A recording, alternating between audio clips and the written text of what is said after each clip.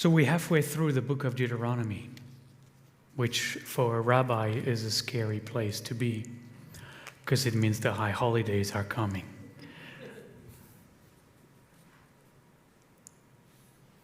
And in this week's Torah portion called Shoftim, it feels like it's a preamble to the practice leading to the high holidays. In fact, this month, the month of Elul that we just entered into, is a month that invites us to begin this process of going inward and kind of letting go of the busyness of life around, which is hard because it's barely September 2nd and we're still completely in the outward going energies of summer. And the high holidays suddenly come around and they tell us, turn around, turn inward, and begin this process of preparing to enter into the new year. My favorite book through the summer has been This Is Real and You're Completely Unprepared, which is a book that moves through the weeks of the summer and the early fall in preparation for the high holidays. And you step into the high holidays and the title is You're Completely Unprepared, no matter what. But at least it's a beautiful way to really mindfully begin to shed the outer preoccupations. And I love that our new year is in the fall, because this is really the transition into a time of inwardness, when the weather soon, at some point, is going to turn, and the leaves are going to turn, and the colors are going to change. There is this soul yearning to go in. And it's perfect that we're asked to enter into a new year from that place of deep introspection. And to wonder, as I was talking about at the beginning, not only, how do we enter into a Shabbat with kavanah, with intention, but how do we step into a new year with intention? And what would be your intention as we moved in a few weeks into celebrating New Year's Eve and then New Year's Day together? And I think you can't just show up on New Year's Eve and say, oh, my intention is going to be this or that. I think there is something powerful in our tradition that says, well, take those last 4 weeks. Like, imagine if there was something in the secular world as you move into December 1st, and the tradition would be, okay, like, think about the New Year is in a month. Start the process of thinking how you want to approach this new year that is coming up. How do you want to do that? Who do you want to be in the year that is on the horizon? What kind of being do you want to be being in your life, in the world? So this is what we're doing these days. And it's no mistake, I think, that we encounter one of the most famous verses in all of Torah. Deuteronomy 16, verses 19 through 20. You shall not judge unfairly. You shall show no partiality. You cannot be impartial as a judge. You shall not take bribes, for bribes blind the eyes of the discerning and upset the plea of the just. And here it is. Justice, justice shall you pursue, that you may thrive and occupy the land that the eternal your God is giving you. Let me just unpack this a little bit, and then I want to spend some time on that word that is a repeated, very famous word. Justice, justice shall you pursue.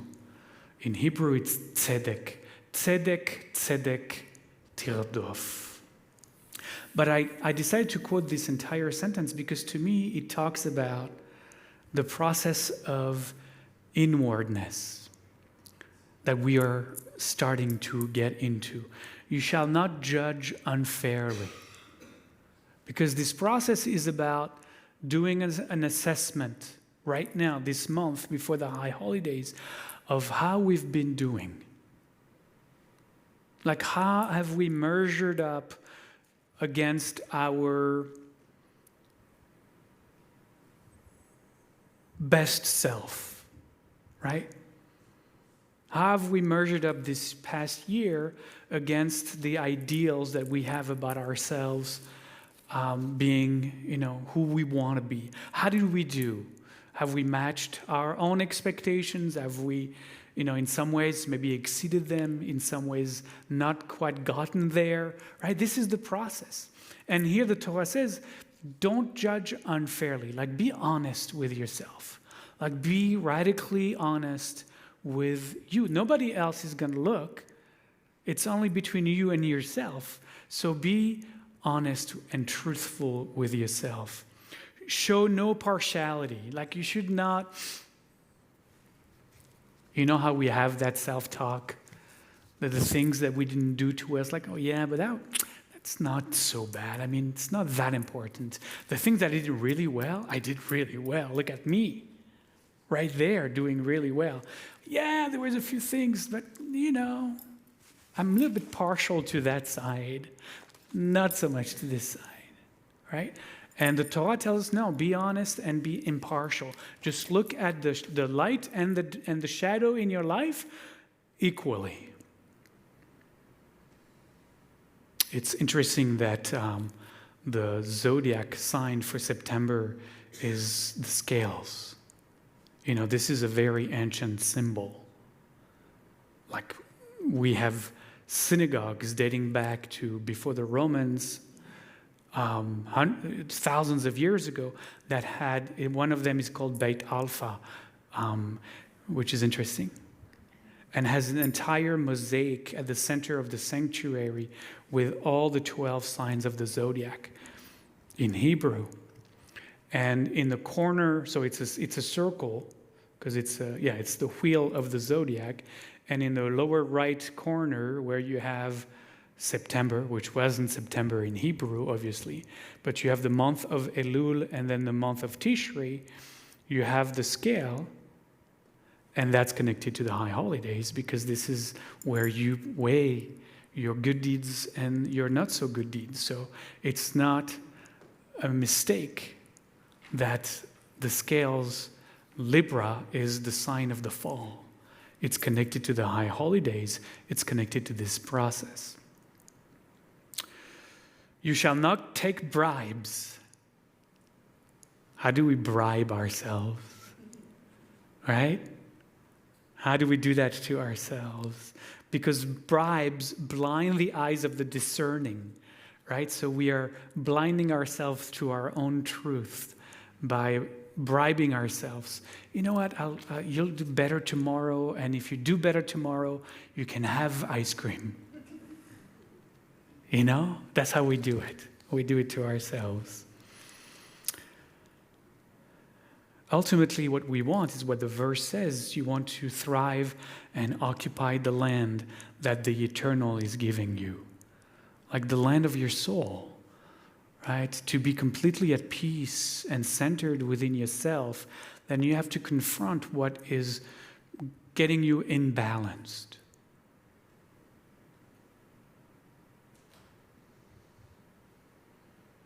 There's a practice that's a nighttime practice where you lay down in bed and you do an inventory of what has happened during the day.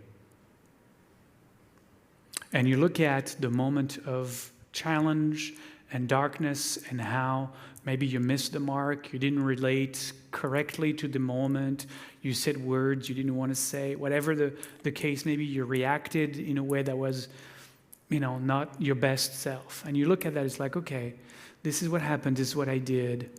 Okay, let me learn from that and try to not to repeat that as best as I can. Obviously, we will, but at least, to become mindful. And then there is also the practice of looking at all the good things and how maybe they drew us to be prideful, right? The good stuff that we did. Look at me doing all this great stuff. And to look at that also as an attachment, as an actually not really clean sense of pride and ego boosting. So you look at the good and the bad and you try to remain neutral, right? Not to be completely addicted to the good stuff and not to reject the bad stuff. It's really a powerful practice. It's really important. And it really gets to the shadow of our being, both in what we call the positive and the negative aspects of our life. Now I want to spend a few moments on justice shall you pursue. Tzedek tirdof. When there are words that repeat in Torah, it means you have to pay attention. It's the means, it's a literary means of Hebrew 2,025, 3,000 years ago to say, to emphasize. So you repeat tzedek tirdof, tzedek. Justice. Like this is, instead of bold, they repeated words. So, as all rabbis do, when something like that happens, your attention is drawn to it. So you go and it's like, okay, I got to figure out what that word means, tzedek. Because it's translated most of the time as justice. But the English is always a limitation of what the Hebrew allows to offer. Because the Hebrew is based, as most Semitic languages, on three-letter roots from which you can make all kinds of words. Like the word shalom. Most of us know the word shalom means peace. Most of us know shalom to be peace. But the root of the word shalom, shin lamed mem, also make the word complete, whole. He makes the word leshalem, to complete a transaction, like financially, when you buy something, you pay, you complete a transaction, you complete an interaction. So you use that word. Shalem also means perfection. Shlemut, perfection. So it's a fascinating, with three letters, you can go into all kinds of directions, and that allows you to understand that those words are connected.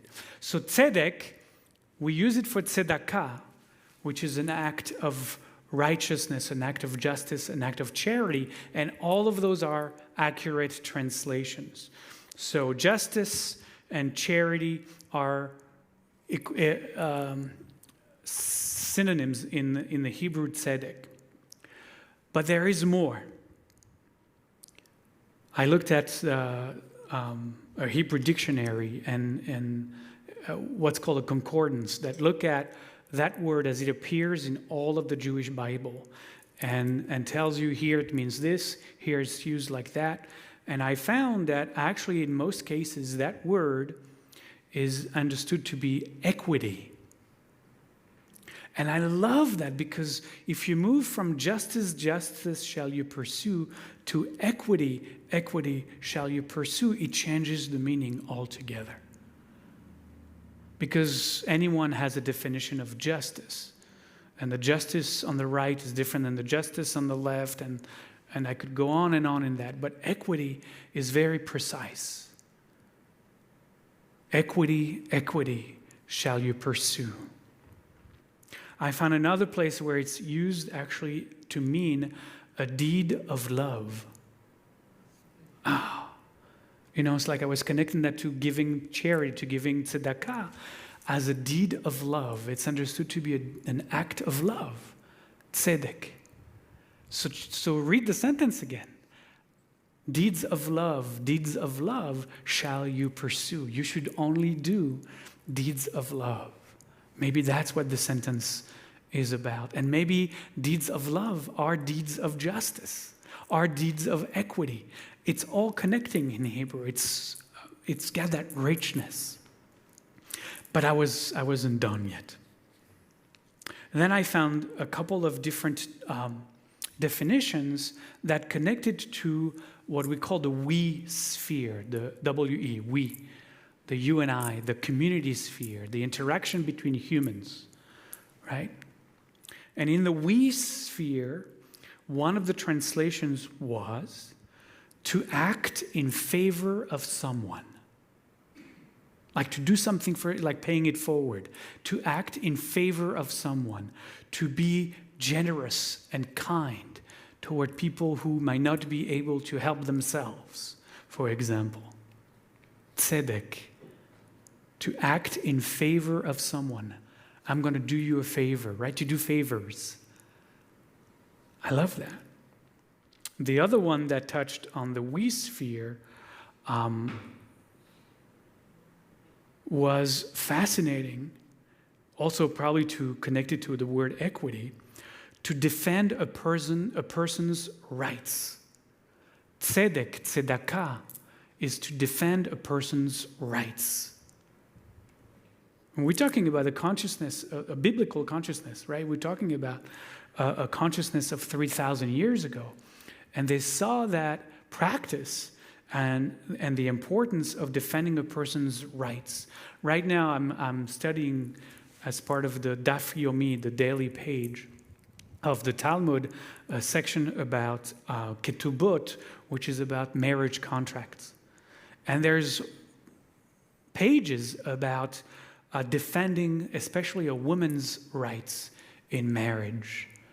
I mean, think about these conversations, the legalities around that was set up thousands of years ago.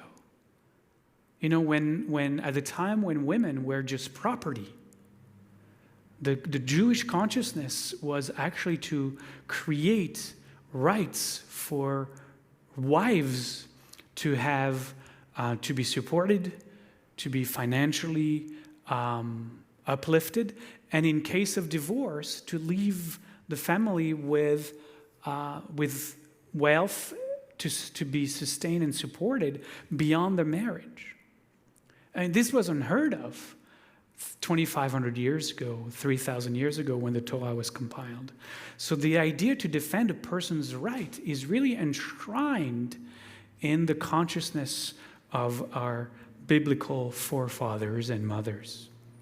Tzedek, to defend a person's right. So think about the sentence, tzedek, tzedek tirdof, right? Defend people's rights. Defend people's rights. That you shall pursue. That should be your spiritual pursuit. And then there were a couple of definitions, and I'm going to end with that tonight, that actually dealt with the inner sphere. Not just the communal sphere, but the personal, individual sphere as well. And in those definitions, tzedek was connected to, like the tzaddik, where there is this ideal of the tzaddik, the religious tzaddik, which is the pinnacle of Jewish spiritual achievement.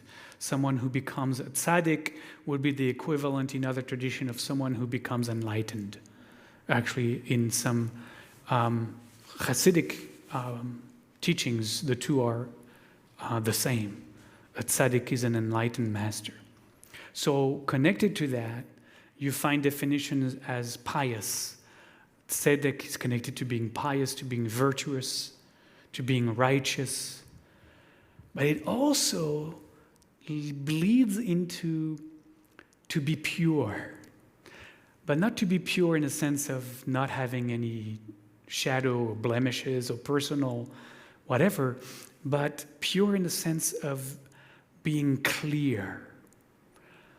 And I love that because as far as a spiritual practice is concerned, we are aiming to be as clear containers, clear channels, really, for the divine love, the divine light, the divine compassion to flow through us and manifest into the world. Our path is to become as empty as possible of ourself, to empty ourselves from our little self in order to be clear and pure, tzinor in Hebrew, channels, containers, pipes, really, literally the word is pipes, for the divine shefa, the divine influx into the world. And then the last one, which I want to end with, was actually related to, the sentence in Hebrew was to accept God's judgment, God's ways as they are, right? My translation of that is to be completely at home with what is, with the reality of the moment, the reality of our life, just as it is. To step into every moment with almost this mantra, Ken Yehi Ratzon, Ken Yehi Ratzon, thy will, not my will, is done, right? It's like this continuing to efface ourself, our ego, that is an obstacle to, again, being as pure and clear a channel for the divine shefa, for the divine influx into the world. And to step out of the way, of God, basically. But not God, the bearded in the God within, the God that flows as us, through us. So to accept reality as it is, tzedek. Tzedek, tzedek, tirdof. Be at home with what is. Be at home with what is. That you shall pursue. And that is so difficult. It's on paper, it's nice. It's a good, slogan. Be with what is. And we're like, yeah, I can dig that. Let me write it down. I'll have it by my bedside table. And as I read it, I'll be with what is. In that moment, I am exactly with what is, because what is me reading the sentence, be with what is. Hallelujah, I did it. Right, but what happens the rest of the day? How often can we find ourselves at home with what is in that moment? I'll give you an example. Some of us drop kids off to the other side of the world for them to go to college, which is insane. Who came up with that idea? That at 18, you should send your kids 6-hour flight across the continent. I don't know. It's an American thing, I guess. So you have two options. Either you can resist that and make yourself miserable and talk about how insane this idea is that we have to send our children at the age of 18, 6 hours, flight across the continent. You can tell a whole story about how hurtful this is and who thought of it and why and how good does it do? Why can't we have, we can have all kinds of colleges in our backyard so the kids can stay home. It's healthier. You can really get at it and deny and resist and reject.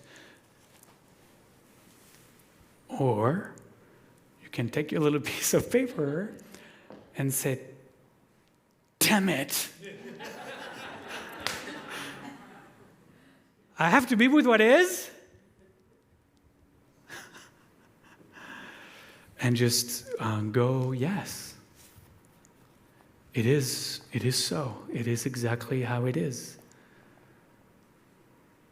And just flow with life instead of resisting life,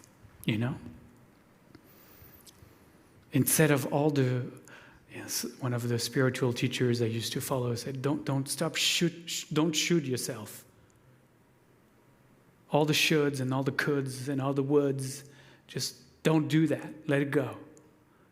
That's not going to be any helpful. That's just more stories and more pain you're creating for yourself, because suffering only exists when we resist life, when we resist what is. That's when we suffer. I mean, look in your life, the times you suffered. Now, I'm not saying it's easy. I'm saying it's really hard. I'm having a hard time being alone at home right now and my kids both being gone. It's not easy. I'm not saying being is what is all fun and games. And, you'll be forever floating in blissful consciousness. No. Being with what is also acknowledging the pain and acknowledging, the tightening in the heart when you think about your children or whatever, right? And saying, oh, this is what is. There is sadness arising. There is sadness.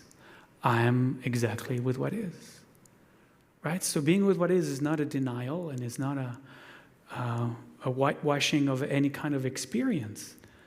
It is absolutely being completely immersed in your experience, but not collapsed, not enslaved to your experience. And that takes practice. Tzedek tirdof. We have to continue practicing.